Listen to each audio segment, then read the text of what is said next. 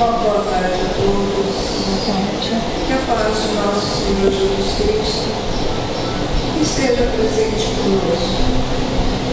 Neste momento nós vamos serenar os nossos pensamentos, aquietar a nossa alma, voltar todo o nosso pensamento, todo aquilo que engloba o nosso espírito. Vamos trazer para dentro deste ambiente, esse ambiente de paz, de harmonia, porque aqui nós viemos buscar um reforço para as nossas dúvidas, para as nossas incertezas, para os momentos de aflição. E esta casa proporciona a nós tudo isso. Mas depende de nós, depende de como nós nos comportamos aqui, rogando a presença dos nossos mentores amigos, dos mentores destas casas que nos envolvam em fluidos benéficos de muita paz, de luz, de paciência, de serenidade, de amor e de caridade, para que nós possamos passar pelas nossas agruras, que não são poucas, mas quando nós procuramos o alívio nos braços de Jesus, quando nós buscamos esse alívio através dos nossos mentores amigos, nós conseguimos nos acalmar, raciocinar um pouco. Se cairmos, procuremos levantar. O importante é não ficar na beira do caminho, porque sempre passa uma alma boa e nos oferece a mão para que nós possamos levantar. E nós temos que ser essa luz, nós temos que ser essa mão amiga para aqueles nossos companheiros, ainda desavisados, um pouco equivocados, que nós possamos ser um pouquinho de luz, que nós possamos ofertar a eles um pouquinho de luz. Na estrada que nós passarmos, rogamos a Jesus que nós consigamos deixar atrás de nós, nem que seja um filete de luz, para iluminar aquele caminheiro desavisado que está vindo atrás de nós, para que ele encontre o caminho da retidão dos ensinamentos que Jesus veio nos deixar. Agradecidos somos, Senhor, por hoje nós podemos estar aqui, morando num país que nós temos a liberdade de praticar o nosso clero sem medo de opressão. E é isso que nós te rogamos, Senhor. Misericórdia para aqueles que não entendem isso, que nós possamos, que nunca venhamos a perder essa dádiva de poder praticar o nosso clero sem restrição e sem proibição. É isso que nós te rogamos, Senhor. Que a tua misericórdia se estenda sobre o nosso Brasil, sobre o nosso planeta Terra, que está precisando tanto de luz, em todos esses países onde está havendo esses conflitos, que nós possamos parar e pensar um pouquinho nesses abnegados servidores do Cristo, que está trazendo para nós todos os dias mensagens de luz, armas assertivas dos nossos caminhos. Obrigada, Senhor. Dá-nos mais a oportunidade de podermos estarmos aqui, falando em Teu nome, orando, Senhor. Pedimos agora aos mentores desta casa que envolvam a nossa irmã Silene, que vai trazer para nós a prevenção do dia, que nós possamos tirar a exemplificação desses ensinamentos. Obrigada, Senhor. Ser conosco, Jesus, hoje e sempre. Que assim seja. Muita paz. A todos, Jesus nos abençoe. Todas as segundas-feiras nós participamos virtualmente de um evangélico hospital do câncer de Londrina. Há muitos anos a gente fazia presencial numa salinha destinada às nossas reuniões. E como depois da pandemia, alguns momentos a gente faz presencial. Eu, por exemplo, por causa da minha mãezinha, não posso ir. Então, quando eles vão presencial, eles levam o tablet lá e eu participo junto. Coisas que eu não sei mexer nessas.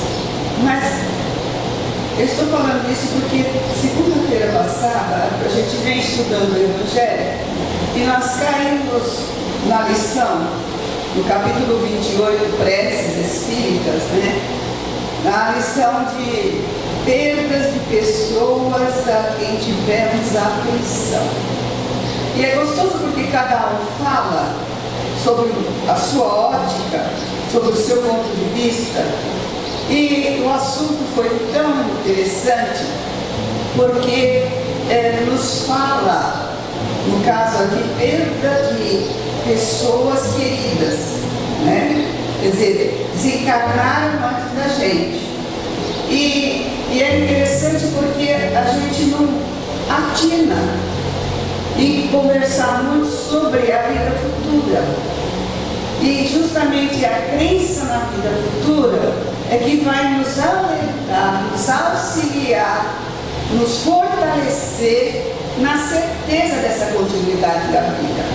Certa feita, eu estava conversando com uma pessoa e eu falei assim, mas Jesus voltou depois que ele desencarnou na cruz, ao terceiro dia, ele voltou e ficou 40 dias junto dos seus apóstolos, lembrando tudo. Aí a resposta da pessoa para mim, mas Jesus é Jesus. Só que Jesus não veio destruir a lei. Ele não veio destruir a lei. Se ele voltou, ele tinha prometido, olha, eu vou ao Pai e vou preparar-vos o lugar. Ele estava falando nessa continuidade da vida. E a gente, mesmo na casa espírita, muitas vezes a gente esquece dessa força espiritual que os espíritos nos ensinam, que a vida continua. Quantas cartas que Chico escreveu para mãe, de mãe para filho que perdeu a mãe que perdeu o filho, do pai que perdeu a esposa que perdeu o marido, os entes queridos da família, quantas creches, quantos lugares que os filhos falaram assim, mãe, abraça o filho do infortúnio de novo. Quer dizer, mostrando, essas mães tinham tantos detalhes nas cartas que elas falavam, não, meu filho está vivo, a vida continua, e a vida continua, eu mesmo sou prova disso. Já recebi carta da minha filha, então eu tenho certeza absoluta na continuidade da vida. E é isso que eu quero passar para vocês. Essa força, porque aqui quando a gente lê no Evangelho segundo o Espiritismo, no capítulo 28, item 62 das preces espíritas, ele diz assim, como é terrível você não acreditar em nada, acreditar que aquele companheiro, fiel, amigo, que era assim irmão, e de repente vai para a pátria espiritual e você acha que ficou só no pó? Que você não vai mais encontrar esse irmão? Que ideia! Será que Deus, de infinita bondade, apreciaria isso? Não é essa lei que Ele nos deixou. Não é essa lei. Então, aí ele termina que Kardec fala assim: como um homem de coração pode permanecer fixo, frio a esse pensamento? Acabou. Como a ideia de um aniquilamento absoluto não gera pavor e não o faz ao menos desejar que não seja assim. Se até esse dia a sua razão não bastou para tirar as suas dúvidas, eis que o Espiritismo vem dissipar toda incerteza sobre o futuro pelas provas materiais que dá da sobrevivência da alma e da existência dos seres de além do mundo. Pois bem, meus irmãos, depois vem a prece. O objetivo nosso na tarde de hoje é justamente nos falar dessa vida futura. É uma das bases da doutrina espírita, a reencarnação. Quer dizer, você desencarna, deixa o corpo aqui, é o corpo que fica. O espírito, o ser pensante, inteligente, raciocina, esse volta de onde partiu. A vida material é temporária. Todo mundo que sai da barriga da mãe sabe que vai ter 20, 30, 40, 100 anos mais para voltar. Não vai ficar para semente aqui na vida material. Então, é por isso que Jesus falava: tesoureis tesouro na terra. O que é isso? É o conhecimento, é o amor no coração, é realmente estudarmos e nos interessarmos por essa parte transcendental da vida. E eu me lembrava, quando nós estávamos estudando, nesse livro aqui, Ressurreição e Vida, no tópico que fala sobre a ressurreição e vida, é um livro psicografado pela Dona Ivone Pereira, uma médium muito reconhecida na vida no Espiritismo. E então, nesse livro, Leon Tolstói escreve através dela. E nesse tema, que está na metade do livro, que é Ressurreição e Vida, Leon Tolstói faz um apanhado da vida dele. Quando ele tinha 20 anos, ele era filho de uma família de posses, e ele passava em Odessa, que é uma cidade da Ucrânia, que era a Rússia, a Rússia e a Ucrânia faziam parte de tudo, e ele passava nessa Odessa as férias dele. E nessas férias ele conheceu lá um tal de Boris Petrovsky, que ele se tornou amigo. E esse Boris, ele era também adepto do Evangelho do Cristo. E os dois passavam as férias discutindo sobre o Evangelho. Tanto é que ele fala que quando ele lia a parte do Calvário de Jesus, ele tinha vontade de estar lá presente para poder fazer algo de bom, para poder tirar Jesus daquela situação, daquele sofrimento. Mas ele disse que quando ele volta do plano espiritual, é que ele foi ver a alegria da ressurreição. E quando os apóstolos viram o Senhor, ouviram a sua palavra novamente, e não titubearam, cada um foi para um canto, formaram uma igreja de auxílio ao próximo, de divulgação do Evangelho do Cristo.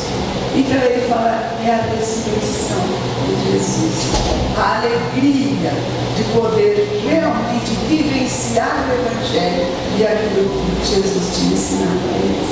Gente honesta, gente trabalhadora, gente muito simples, que o Senhor escolheu para ser os seus divulgadores.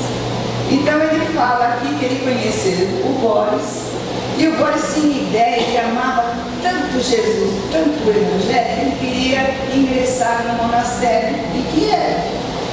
E o Leon Tolstói fala para ele assim: não, mas você não precisa se ligar a uma igreja para você estudar o Evangelho e participar do Evangelho, né? Ele fala: não, mas eu quero. Ele fica quieto, não fala nada. Ele só fala assim: é que quando você entrar na igreja, você vai ter que seguir dogmas da igreja. E muitas vezes os dogmas não são tão sinceros como o Evangelho de Cristo. Bom, conversaram bastante sobre isso e tal. 3 anos seguidos ele foi. E depois ele veio, ele não pôde ir mais. E veio a saber mais, depois de algum tempo, que o Boris tinha desencarnado de uma tuberculose fulminante antes de ir para o monastério. Ele não chegou aí. Então, ele, como tinha aquele amor por aquele amigo, começou a fazer preces por ele. Pedir a Deus que o abençoasse, que ele fosse feliz, que ele tivesse paz, que ele namorasse onde ele estava, porque ele acreditava que tinha alguma mudada ali para frente, né? E fazia preces bastante, sonhava com ele, lembra que ele sonhava, mas não lembrava, sabe? Sonhava que conversava, mas ele voltava e não lembrava, porque eles tinham conversado, mas ele tinha, sim, sonho. Mas depois o tempo foi passando, ele foi com outros interesses na vida, tudo, e foi esquecendo o Boris, esquecendo os sonhos, esquecendo de fazer as orações pelo Boris. Até que chegou, quando ele estava com 82 anos, quer dizer, 62 depois que o Boris tinha desencarnado, ele levou o plano espiritual velhinho. E ele fala, né, estava perturbado, estava naquela fase de transição, ele estava meio assim, com dificuldade de digerir os sentimentos dele, né, porque a gente sabe pela doutrina espírita que a gente passa uma perturbação. Por quê? Porque nós estamos aqui numa vibração diferenciada do plano espiritual, que é uma aceleração, mais acelerada do que aqui a terceira dimensão, né?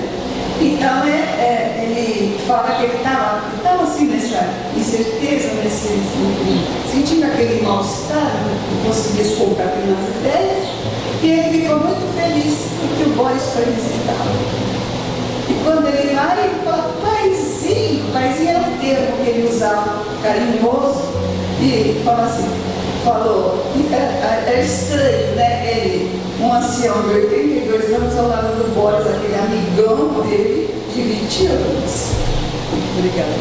Então ele fala que era estranho isso, mas ele sentia aquele amigo da época que ele era, né, com 20 anos de idade, tudo, e falava para ele: Boris, mas que alegria você vir me visitar. Aí o Boris fala para ele assim: mas Nico, eu tinha que vir aqui, eu tinha que te agradecer. Como me agradecer? Agradecer, sim, porque quando eu voltei para o plano espiritual, eu tive também as mesmas dificuldades que você teve, mas eu escutava, eu via você vibrando por mim, me desejando felicidade, me desejando paz, me desejando alegria. Ele falou: mas eu fazia isso? Eu rezei por você, mas não, né? Aí ele falou assim para ele, pergunta assim: mas Boris, como é que você sabia que era eu que estava rezando por você? Olha, eu vou até ler para vocês, é muito interessante e muito bonito. Pois é, no momento sim, eu não percebi. Mas depois eu entendi. Falei: então fala para mim, paizinho. Eu adoro essas coisas transcendentais, eu quero aprender também. Então ele começa a descrever assim, ele fala assim, vê? Ele dizia assim: conta-lhe, paizinho, sabes que gosto muito de assuntos que transcendam o habitual. O fato de que me veres presentemente quando eu orava por ti vinha eu aqui, ou era você que ia lá onde eu estava? E ele falou assim: você estava presente sim. A princípio eu mesmo não percebia como as coisas se passavam, mas depois passei a compreender. Dava-se o seguinte: se pensavas em mim com amor e saudade, olha aí, amor e saudade. Quer dizer, não é aquele choro, aquele negócio de separação, não. É uma saudade positiva, tá? Um jato de fosforescência adamantina desprendia-se do teu coração e do teu cérebro. Olha que interessante. Uma luz adamantina desprendia-se do cérebro e do coração no momento em que ele envolvia e pedia a Deus por esse amigo dele, de todo o coração, de todo amor, tá? Então ele fala assim: desprendia-se do teu coração e do teu cérebro, os quais mais não eram que os órgãos correspondentes terrenos de vibrações superiores, cuja origem é a alma. Olha só que coisa bonita. Então, quando eu oro de todo o coração por alguém que eu amo, certo? Junta no meu cérebro, no meu coração, uma energia adamantina e vai até a pessoa. Procura, porque foi o propósito universal que ele é. Procura e encontra. Então ele diz assim: o jato fosforescente era efetivamente uma vibração. A gente fala em vibração, o que é isso? Quando eu emito uma onda de amor, é uma vibração.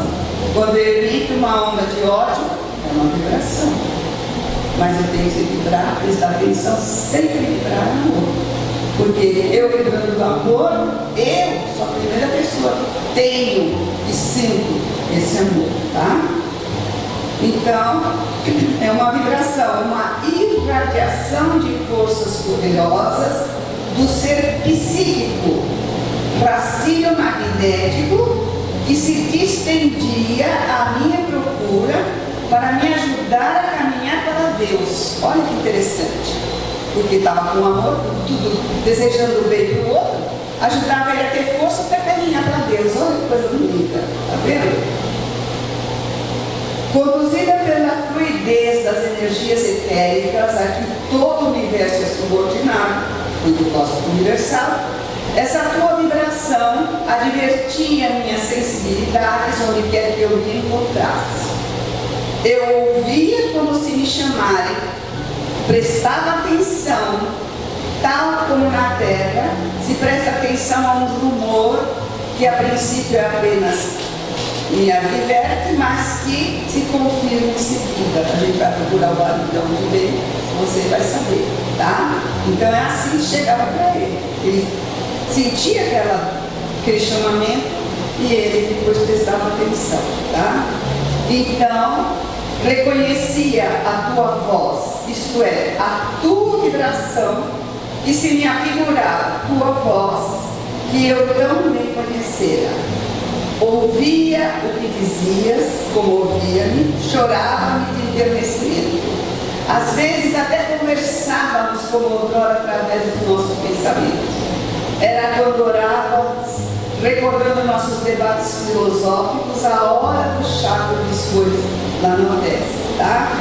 E completamente harmonizado com as tuas vibrações, eu passava a enxergar também a tua imagem refletida no longo jato luminoso que de ti se despendia, embora nem eu nem tu nos alegássemos do local onde estivéssemos, porquanto esse jato, em sendo uma irradiação, não somente tinha o poder de transmitir o som, como de reproduzir a imagem de quem o produzia, visto que é a própria natureza íntima do seu produtor que se distende, E assim eu te via, ouvia, compreendia teus pensamentos e sentimentos, reciprocamente recordávamos o passado, ressurgiam por associação de ideias, relembradas a sala da tua tia, a dessa, o samovar fumegante, o chá, os tabletes de açúcar, os biscoitos, nossos livros, nossas palestras,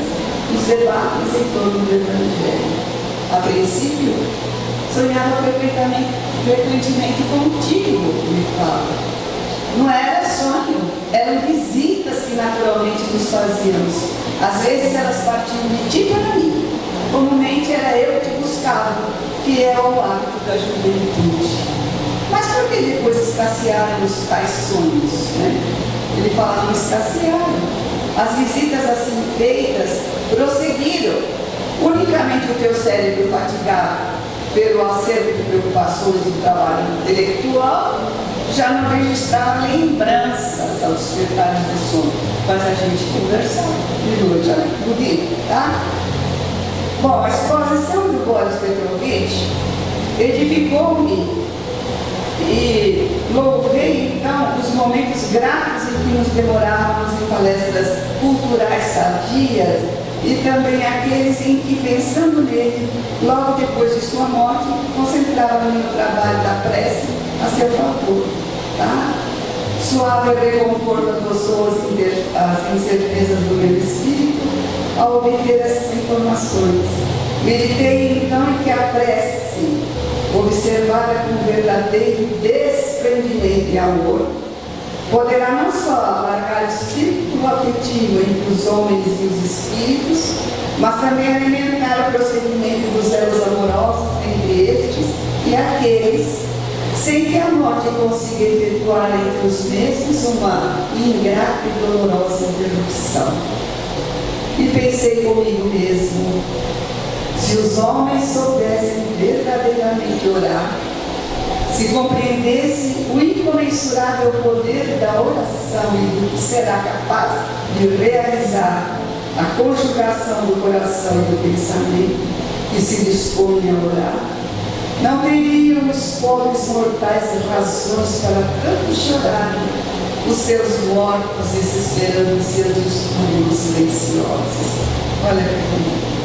Aí ele começa a falar para Boris, me ajuda, né? Como é que eu faço, né, para melhorar, para sair logo dessa perturbaçãozinha que eu estou? Aí ele diz assim, ó, se pretendes, meu caro Pique, apossar-te de todos os conhecimentos possíveis no além, de uma só vez, serão necessários 3 fatores. Olha os 3 fatores que ele fala. Tempo, a natureza das almas, tá? Dedicação, estudo, né? Conhecimento, tal, e trabalho. Né? Então, gente, o meu objetivo nesta tarde é justamente isso, que a gente possa solidificar em nós a certeza na continuidade da vida, a certeza da oração tanto no plano material para uma outra pessoa que necessita, quanto no plano espiritual, aqueles que amamos, aqueles que necessitam. Certo? De lá para cá, daqui para lá, não importa o motivo do desencarne, o que importa é o amor que a gente desprende do nosso coração em prol daqueles que amamos e às vezes daqueles que não nos são tão simpáticos. O que a gente precisa é amar todos os nossos irmãos na vida, mesmo aqueles que nos causam prejuízo. Não fala de orar para aqueles que nos perseguem, caluniam. Jesus fala isso. Por quê? Porque eles são doentes do Espírito. Eles não conhecem as leis divinas como nós conhecemos. Então, meus irmãos, não chore mais com aquela mágoa profunda, aquela saudade, achando que Deus não é justo, os espíritos, não.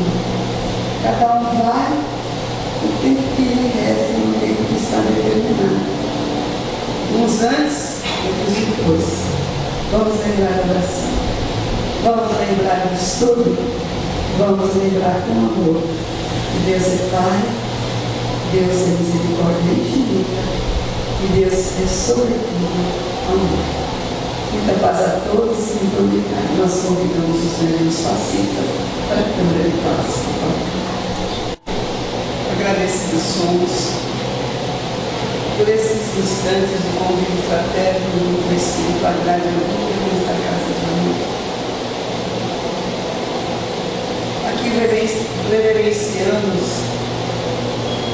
de todo o coração ao nosso Mestre Jesus, pela sua passagem pela terra, para trazer as leis divinas exemplificadas e também ensinadas pelo nosso Senhor. Caminho, verdade e vida. Ninguém vai ao Pai senão por Ele. Então que a gente possa, conhecendo as leis divinas, estudando a doutrina espírita, fortificar o nosso pensamento e o nosso coração. Porque ninguém morre, tudo na vida se transforma, já disse um cientista, Lavoisier. Então tudo na vida se transforma, nada morre. Nós todos somos exemplo disso. Nascemos de um jeito e vem a decrepitude, a velhice de outro jeito. Então tudo está se transformando na nossa vida. Então que a gente possa aceitar e saber que nada vive eternamente na vida material. Nós somos espíritos eternos em experiências materiais. É isso que a gente precisa sempre colocar nas nossas ideias. Obrigada por tudo. Envolva os nossos familiares e entes queridos no lado do teu amparo. Que cada um de nós que aqui esteja possa chegar em casa levando esse amor, essa paz interior e transmitindo a todos os nossos, aqueles queridos, entes queridos que convivam conosco, dividam o mesmo teto conosco. Muita paz a todos e até a próxima.